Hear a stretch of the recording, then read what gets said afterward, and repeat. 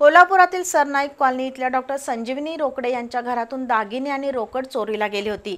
या प्रकरणी निर्मला धोत्रे हिला तर राजारामपुरी इथल्या बगेट पर्स शॉप या दुकानातील चोरी प्रकरणी अश्विता माटुंगे या महिलेसह 2 अल्पवयीन मुलींना पोलिसांनी ताब्यात घेतले।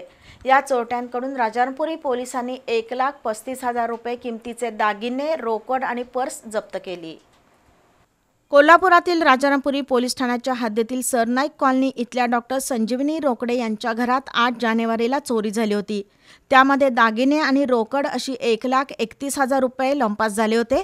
या प्रकरणी पोलिसांनी तपास करून घरकाम करणाऱ्या निर्मला धोत्रे हिला अटक केली। तिच्याकडून 1.25 लाख रुपये किमतीचे सोन्याचे दागिने आणि रोकड जप्त केले। दरम्यान राजारामपुरी चौथ्या गल्लीत संस्कृती पाटील यांच्या मालकीचं बॅगिट पर्स नावाचं दुकान आहे। या दुकानातील 11,000 रुपये आणि 6 पर्स चोरीला गेल्या होत्या। ही घटना 8 जानेवारीला घडली होती। या प्रकरणी पोलिसांनी तपास करून जवाहर नगरातील अश्विता माटुंगे हिला अटक करत 2 अल्पवयीन मुलींना ताब्यात घेतलं।